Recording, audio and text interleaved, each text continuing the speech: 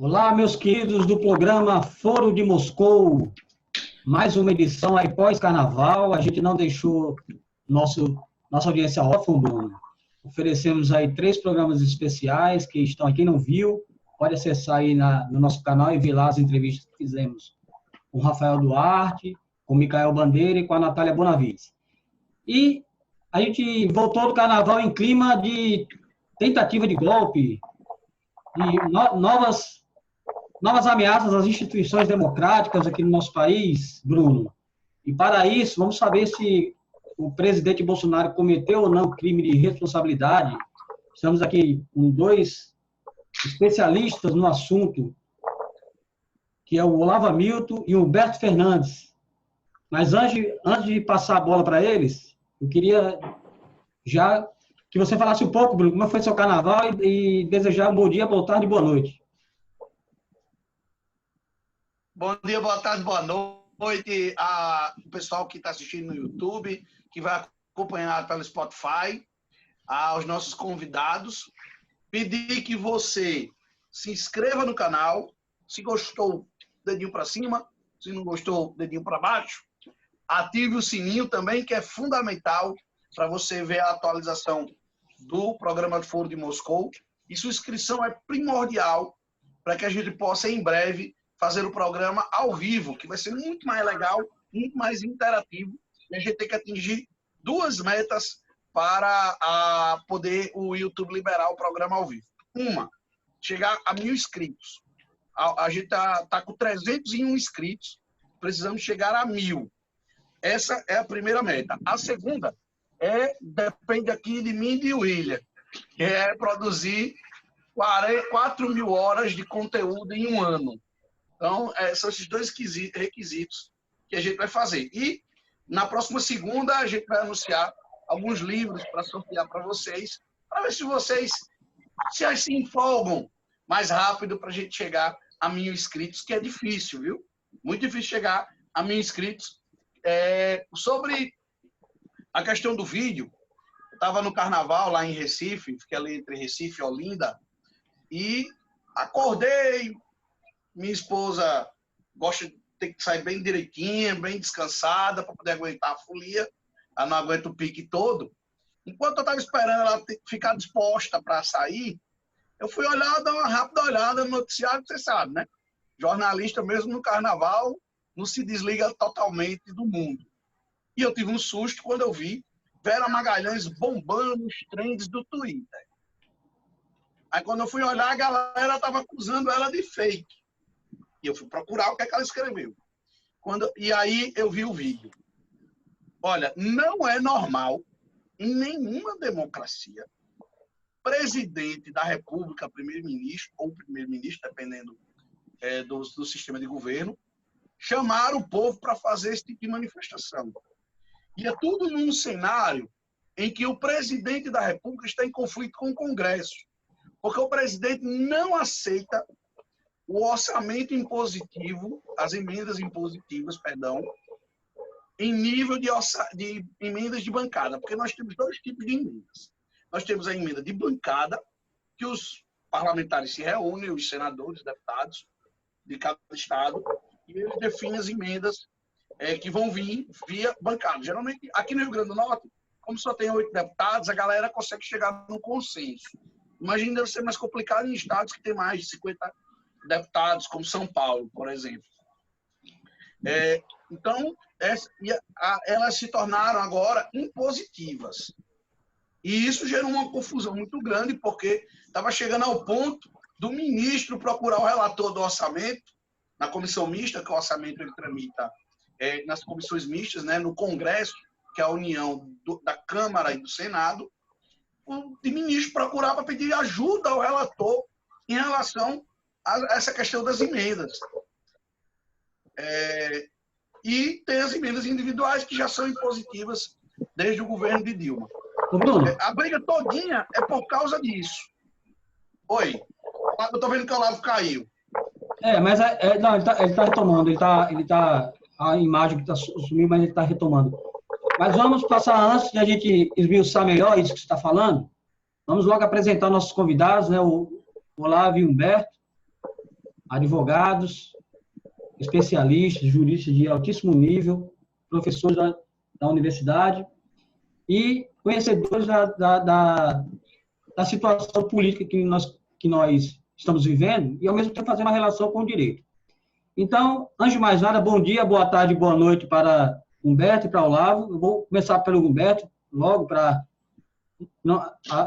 por ordem. Como vocês dizem no direito, né? Pela ordem, alguma coisa. Então vamos. Bom dia, boa tarde, boa noite para vocês. Seja bem-vindo ao Foro de Moscou, transmitido pelo YouTube e pelo Spotify. Bom dia, boa tarde, boa noite, William, Bruno, Olavo, né, e espectadores, né, do Foro de Moscou. E por você, William, há um pouquinho atrás, quando você retornava do seu doutorado, e em uma ocasião que nos encontramos, você falou que iria fazer um novo modelo de imprensa em Moscou. E queria contar com a participação da sociedade. E me fez esse convite, eu estou tendo essa oportunidade de participar pela primeira vez com o meu irmão, meu amigo Olavo, e juntamente com vocês que eu os tenho, não só como jornalistas de referência, mas com dois grandes amigos, inclusive Bruno, meu amigo, meu colega de trabalho na Universidade do Estado do Rio Grande do Norte. Então, estou à disposição de vocês. Olavo.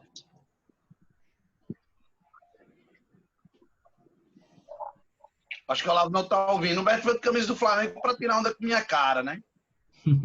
A verdade, eu vim com a camisa do Flamengo porque digamos assim, a única alegria que esses tempos sombrios aqui no Brasil está proporcionando para quem é flamenguista, que é, na verdade, a grande esmagadora, mas esmagadora maioria da população brasileira, né? Somos a maior torcida do mundo.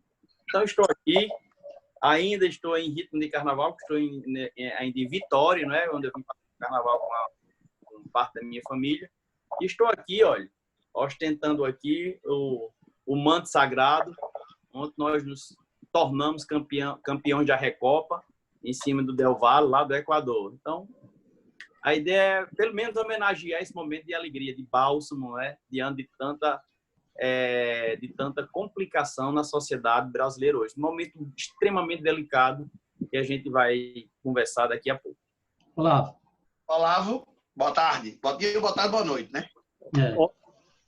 Olá, William. Olá, Bruno. Olá, professor Humberto, meu colega da Direito da UERN. É uma imensa satisfação poder estar debatendo com vocês hoje sobre um tema tão importante que incomoda o Brasil inteiro e a nossa democracia principalmente. Então, eu queria começar perguntando para vocês, foi destaque nos jornais de hoje, né? O destaque principal sempre foi essa questão da queda das bolsas, despencou 7% em decorrência do coronavírus, segundo os jornais, né? Mas só que a Mira Leitão, ela explicou, diz que não tem muito a ver com coronavírus, não. Tem muito a ver com bolsovírus. Bolsonaro está provocando a queda nas bolsas. E teve uma relação também com o que saiu aqui no Globo. O tom do presidente Bolsonaro ao convocar manifestações contra as instituições democráticas, contra o Congresso, contra o Judiciário, o STF, mobilizando as pessoas para esse tipo de protesto. Eu queria saber de vocês aí, Humberto pode começar respondendo. Isso se configura um crime de responsabilidade? Será que o Bolsonaro está testando as instituições para uma tentativa, assim, vamos pensar de uma maneira mais adiante, a um golpe, um autogolpe? Vamos lá, William. A economia, ela hoje trabalha com, digamos, com padrões ou com paradigmas, com categorias muito previsíveis. Obviamente, quando acontece alguma calamidade, uma guerra, um desastre natural, a economia pode oscilar porque não estava dentro da previsibilidade. Ou então, quando acontece um crash, como o exemplo aconteceu em 2008 com o sistema imobiliário americano, que ocasionou uma quebra no mundo capitalista, notadamente no mundo capitalista europeu, chegando aqui no Brasil por volta de 2013, 2014. De modo que não é um problema de saúde pública que vai ocasionar um impacto tão negativo em 24 horas num sistema econômico se ele estiver fincado em estruturas sólidas e desenvolvendo um programa estabelecido e que nasça a partir de um consenso social. O Brasil é um país capitalista, adotou isso na Constituição de 88, então ele precisa de estar no mercado, precisa de atuar no mercado para fazer com que sua economia possa circular riqueza. E óbvio que o capitalista, ele notadamente o capitalista que vem investir, ele vai investir com uma previsibilidade de retorno. Ele não vem aqui fazer caridade, ele vem aqui para investir dinheiro e trazer mais dinheiro, né, em forma de lucro em relação ao que ele aqui investiu. Quando você tem uma instabilidade institucional, as instituições não estão se comunicando dentro da harmonia que se espera num sistema constitucional, o capitalista tende a recuar em investimento, ou seja, deixar de acreditar, de investir naquela região, porque ele pode ter, em razão dessas instabilidades, prejuízo no capital que ele aqui está investindo. Então, é óbvio, uma coisa até um pouco primitiva, rudimentar, essa alta desenfreada do dólar e essa queda nas bolsas, de ser uma luz ou um sinal do mercado de que o Brasil não é uma região confiável institucionalmente para que seja investido, para que eles venham aqui investir. Me parece uma coisa até um pouco primitiva, que não há necessidade de ser nenhum doutor em economia para conseguir diagnosticar essa situação e apresentar um prognóstico de que é um problema ocasionado pelo desastre que é o governo e sua política econômica e, notadamente, e social aqui no Brasil. Olavo? Tudo é preciso compreender o quão absurdo é alguém que tenha chegado ao mais alto cargo da nação, a presidência da República, sendo comandante em chefe das Forças Armadas, sendo chefe de Estado-Maior de um país grande como o Brasil, de uma democracia pujante como o Brasil, tendo chegado pelo voto, consagrado nas urnas, comece a utilizar-se de expedientes que são típicos de uma ditadura. Falar em fechamento do Congresso, falar em fechamento do Poder Judiciário, perseguir deputados, perseguir a oposição, propor a prisão de seus adversários é típico de um ditador. Mas isso vindo de alguém que ascendeu pelo voto é ainda mais preocupante. As democracias morrem também pelo voto. Então é muito importante que a gente comece a compreender o atual contexto do Brasil e, sobretudo, de quem ocupa a presidência da República. Eu ainda não considero que tenha havido a prática clara de um crime.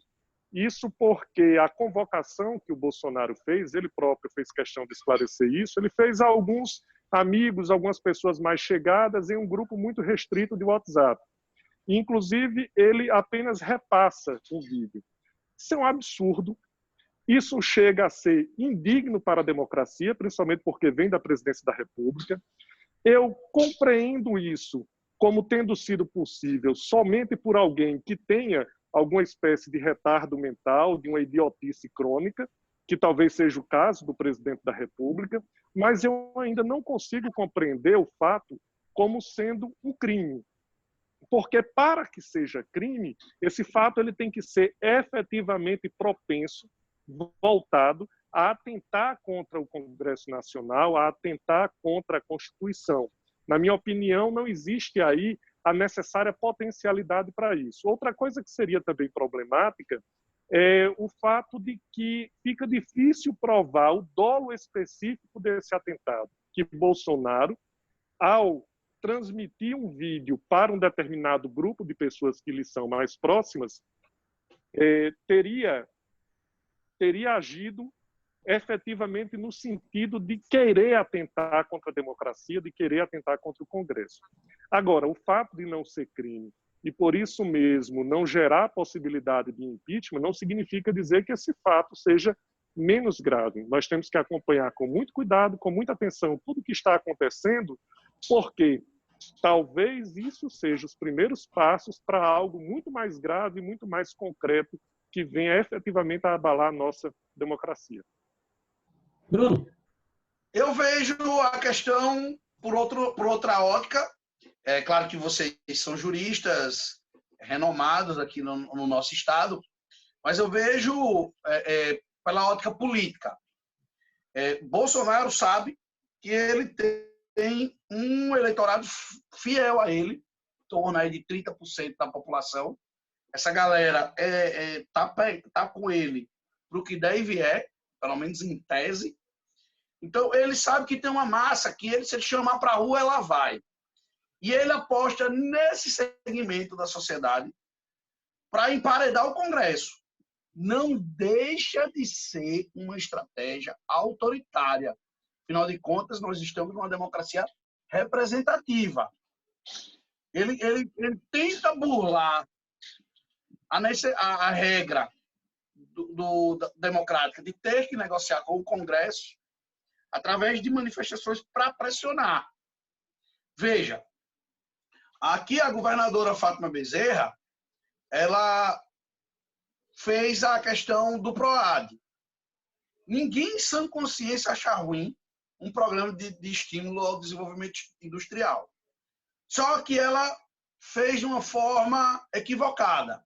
Ela não conversou com os prefeitos, não conversou com a Assembleia. Fez o decreto, enfiou goela abaixo. Houve uma reação dos prefeitos, houve um apoio de alguns deputados à manifestação. Ela entendeu que houve uma falha. O que é que ela fez?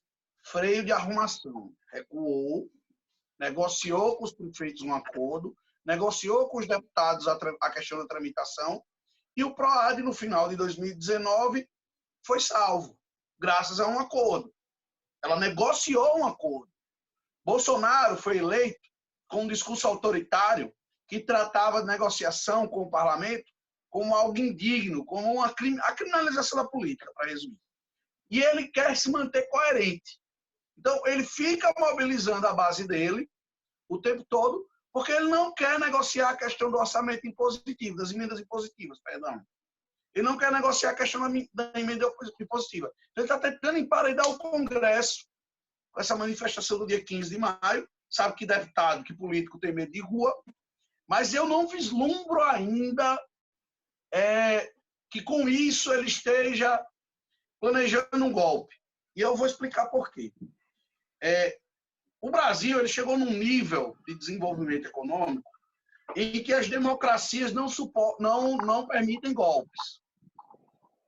Se você lê como as democracias morrem, explica-se isso muito bem. Só há um caso desse nível de desenvolvimento em que houve um golpe militar, que foi na Argentina, um fato isolado. Pode ter um fato isolado no Brasil? Pode. Bolsonaro tem tentações autoritárias? Tem. Então, é preciso entender que o fato de Bolsonaro ter tentações autoritárias não garante a ele um ambiente para golpe. Agora, onde não teve golpe foi onde as instituições reagiram. As instituições precisam reagir com mais veemência. E Bolsonaro precisa receber uma lição do Congresso. Ele precisa passar por um susto. O STF também precisa dar uma lição nele. Porque enquanto ele não sofrer nenhuma lição, ele vai seguir testando. Ele vai testar. E lá na frente ele pode sim ter condições para golpe. Mas eu não creio, em curto prazo, e preste atenção no que eu estou dizendo, não creio em curto prazo que haja condições para ele dar um golpe. Agora, que ele tem a tentação de fazer isso, é claro que ele tem. Agora, as condições para isso não existem, ainda, pelo menos. William, deixa eu só fazer aqui um acréscimo aqui no que Bruno e que o Olá falou.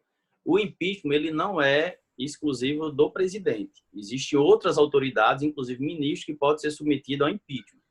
E o general lá, o Heleno, quando ele fala de forma clara sobre pressionar o Congresso e convocar o povo aí às ruas, e ontem eu também vi uma postagem da secretária de Cultura, Regina Duarte, fazer a mesma coisa, eles podem sim, eles terem cometido um crime de responsabilidade. Concordo com o Olavo que, especificamente nesse ponto, o Bolsonaro ainda escorregou, ainda, foi mais sutil ir para a lei pegar, para enquadrar ele no fato típico que está previsto no dispositivo constitucional e na lei específica é mais complexo, mas o Heleno e a Regina Duarte não. Eles foram claramente, convocaram uma movimentação para pressionar o Congresso Nacional. E aí está lá no artigo 85 que atrapalhar o fluxo ordinário das instituições, né, da institucional, caracteriza crime de responsabilidade.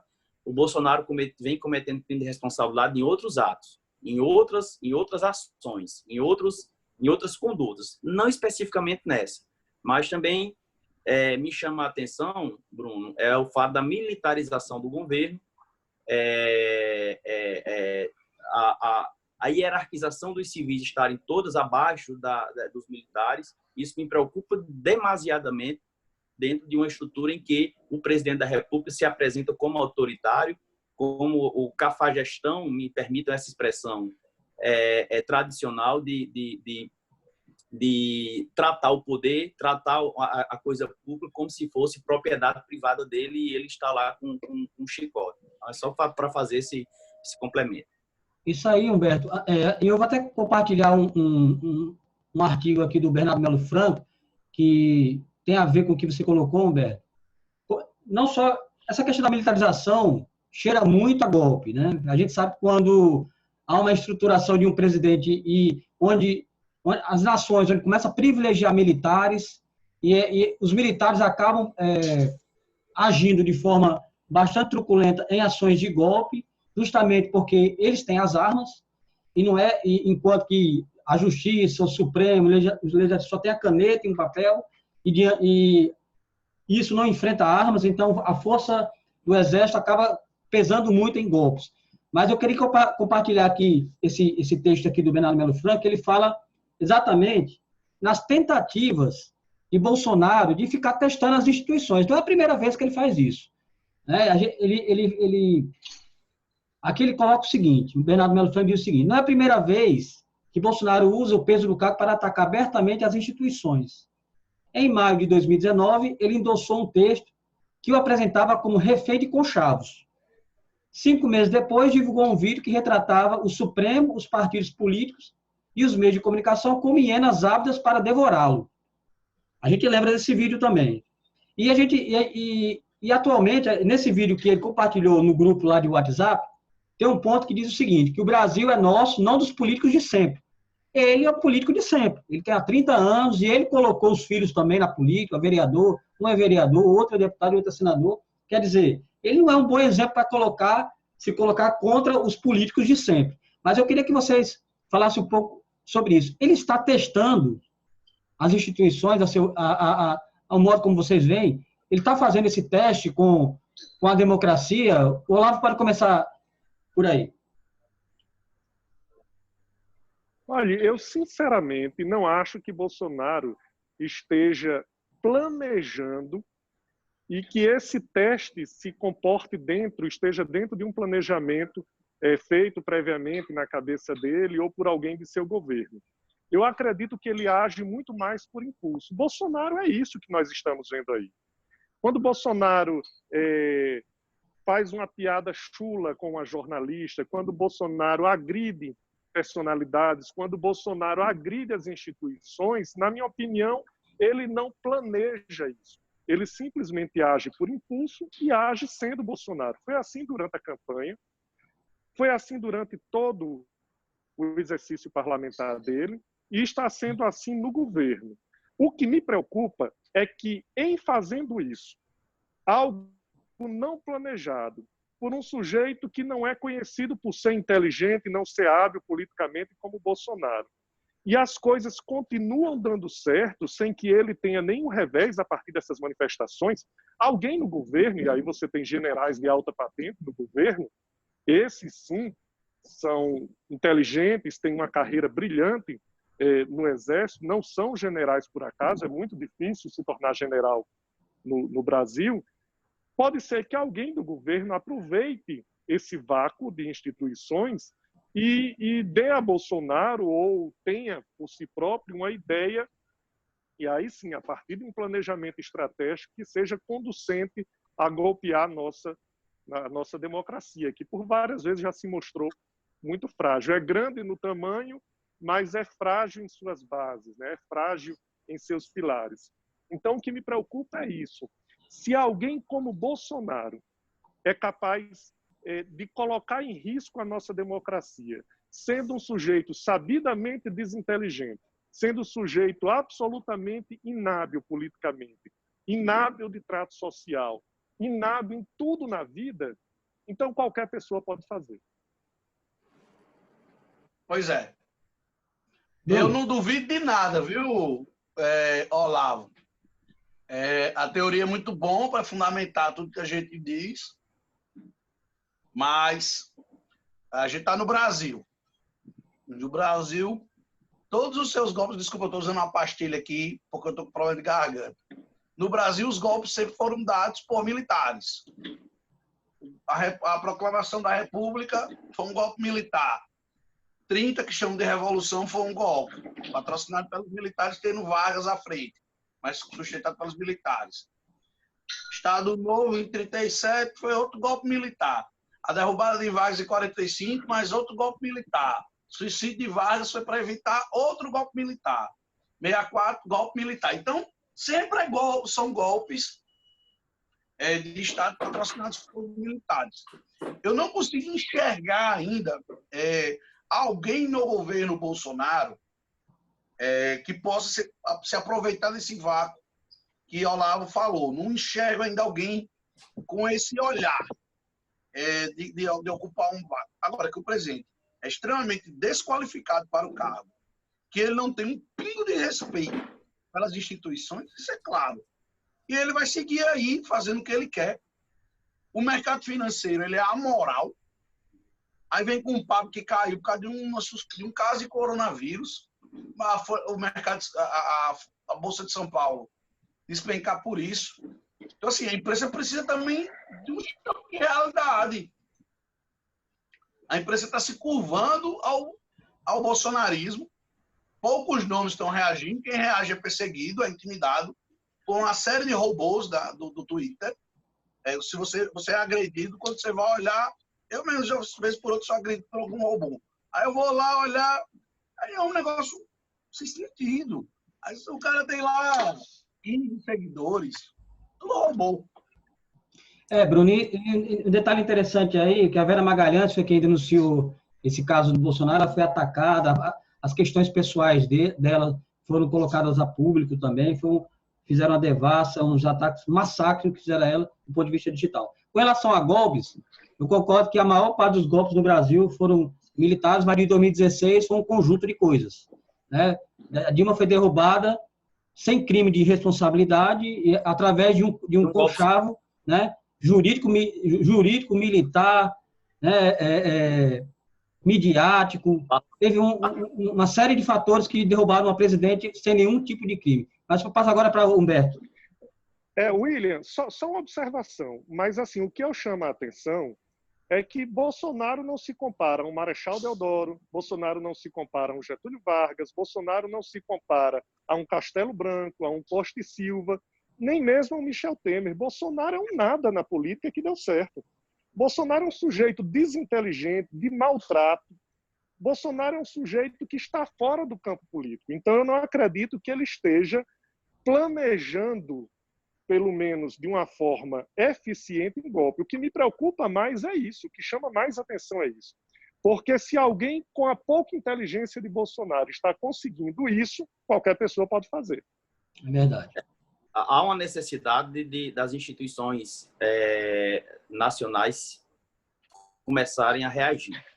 A gente quebra a institucionalidade como bem falou o William, com o golpe de 2016. O Supremo, inclusive nós dos 4 que está participando dessa discussão, 3 ministraram um curso sobre o golpe de 16, onde a gente mostrou a ótica histórica, midiática e jurídica daquele evento que ocorreu em 2016. E lá, naquela ocasião, eu tive a oportunidade de mostrar a partir do direito comparado entre o modelo americano e o modelo brasileiro, que havia sim a possibilidade no Brasil do Supremo Tribunal Federal ter se manifestado no momento da abertura do processo, ou seja, no momento em que a Câmara dos Deputados permitiu a abertura do processo, o Supremo poderia fazer o controle de legalidade e dizer não há tipificação de crime. Obviamente que o Supremo não pode rever a decisão do Senado, mas ele poderia intervir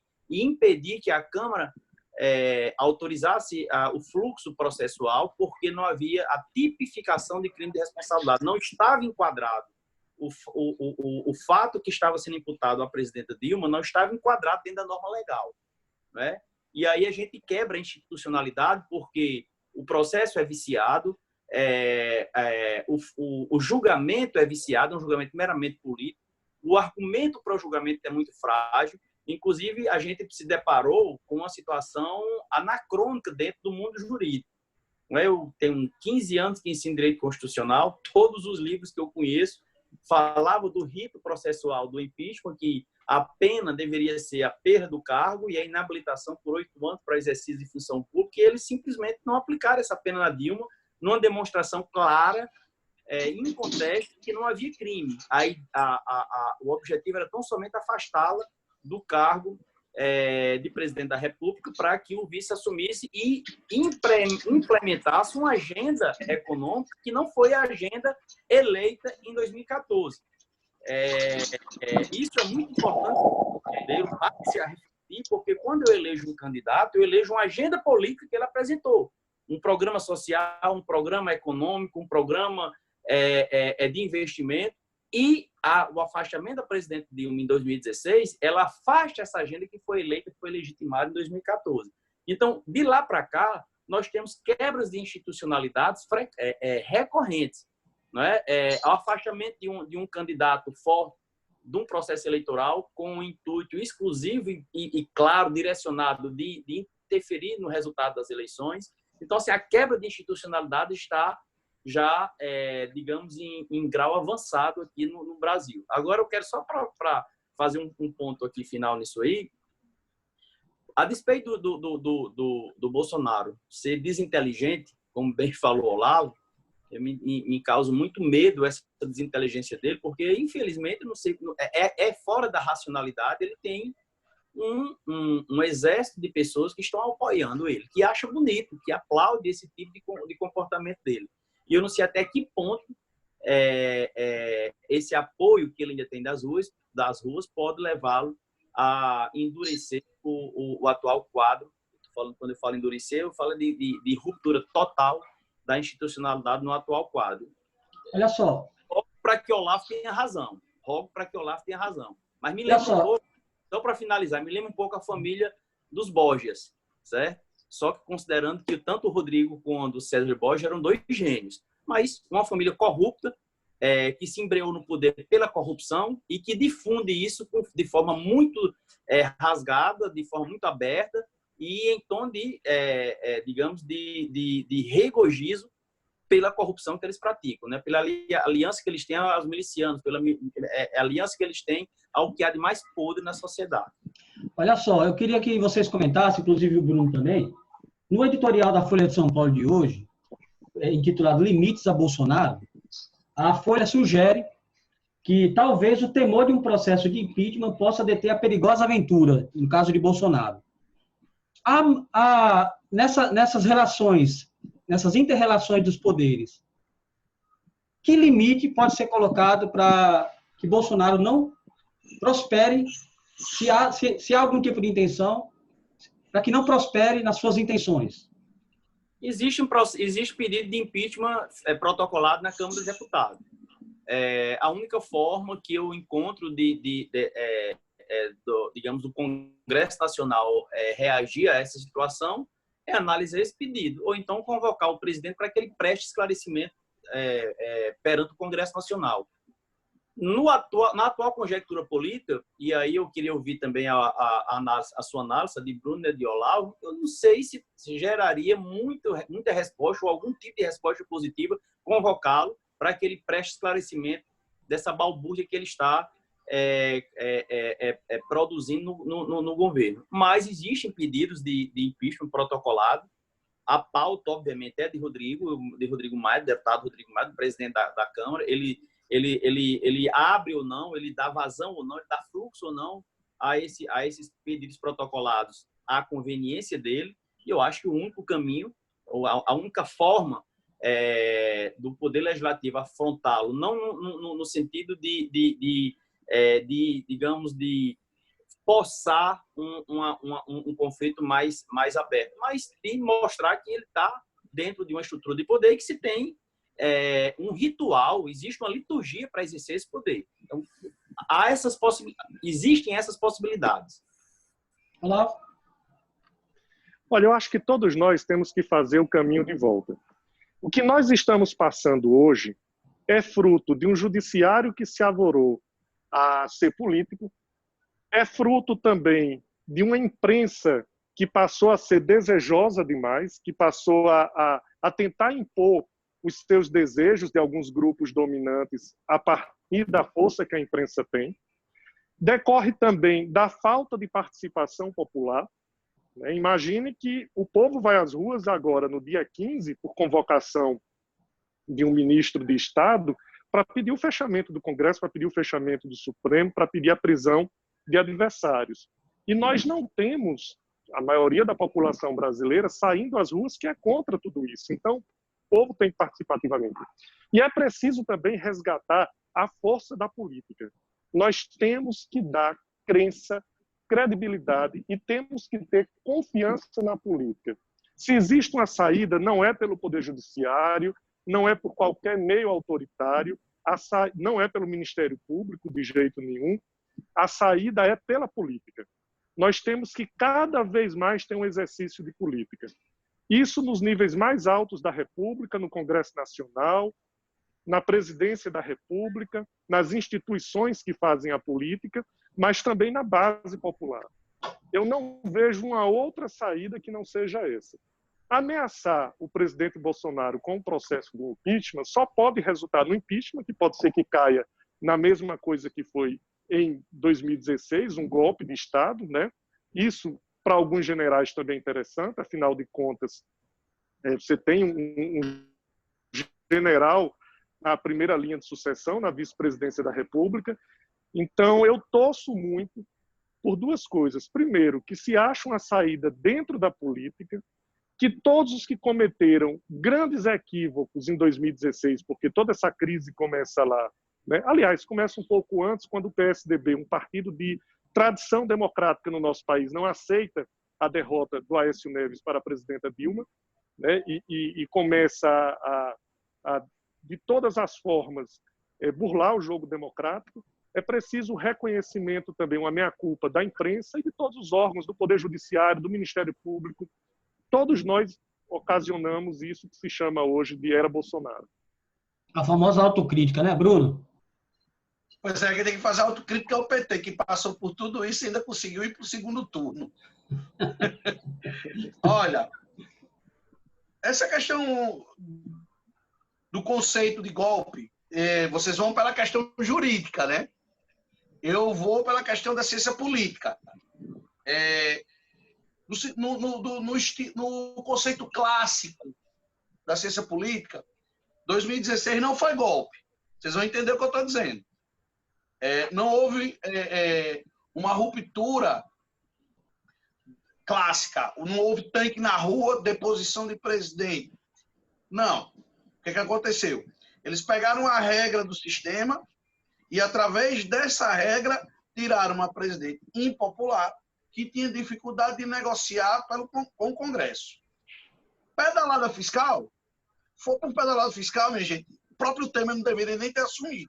Porque ele já tinha assinado várias pedaladas como vice-presidente e assinou como presidente. Então, ninguém está se lixando. Pedalada fiscal foi só um pretexto. Então, houve uma grande conspiração que retirou Dilma do poder. Eu tenho um pouco de dificuldade de falar em golpe, porque eu levo muito em consideração os conceitos das ciências políticas. Então, não dá para chamar... Houve lawfare, né? Vocês que são advogados sabem explicar melhor essa questão do lawfare. Vocês usaram a lei para tirar o presidente do poder.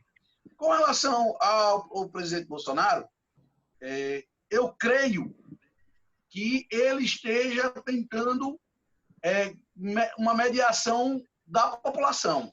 Ele está tentando... É uma típica estratégia dos populistas. Ele derruba os meios de negociação e tenta fazer uma comunicação direta com o povo.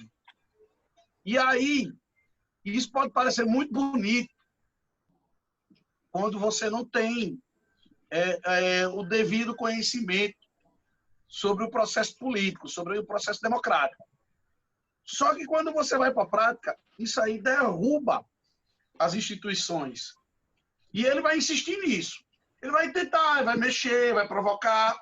E o que me chama a atenção é uma apatia generalizada. Principalmente da esquerda. A esquerda está muito apática em relação a isso. Ela está, tipo, inebriada. Ela está querendo, tipo, devolver flores a quem lhe deu tiros. Eu acho que a esquerda precisa reagir. Ela está muito desmobilizada. O poder de mobilização da esquerda está muito limitado. E o trabalho foi feito para isso mesmo. Daqui de Mossoró, Brasília, onde está o Olavo, teve o trabalho para desmobilizar, para enfraquecer a esquerda. Aqui foi com o Sindicerpo, que perdeu, não tem mais condições de mobilizar a população ou os seus filiados. O sindicato não tem mais recursos. E em Brasília foi com a reforma trabalhista e outras coisas que enfraqueceram o poder dos sindicatos. Olha só, gente, a gente vai encerrar agora o programa, já estamos nos momentos finais. Eu queria agradecer a presença do Humberto e do Olavo. Olha só como é legal, Bruno, o Folha de Moscou, essa plataforma, que a gente consegue conversar, Olavo, em Brasília, em frente aí do Estádio Mané Garrincha, visual belíssimo aí, dia de sol em Brasília. E o Humberto, em Vitória, outra cidade bonita. Ele ficou até impressionado com a limpeza da cidade, né? Com a beleza da cidade. Não foi isso, Humberto? Foi. É a cidade muito bonita, limpa, bem governada. E um dado interessante, William, Bruno e Olavo, Espírito Santo é o estado de melhor equilíbrio fiscal no país, seguido do Ceará, aí no Nordeste. Então, são dois estados governados pelo campo progressista, PT e PSB, não é, que estão mostrando aí, estão sendo exemplo de equilíbrio fiscal e investimento no social para a nossa federação. E Olavo está em Brasília, no olho do furacão, e ao mesmo tempo em um evento da OAB, é isso, Olavo? Não, eu vim para uma banca de doutorado Sim. Na UNB, na Universidade de Brasília.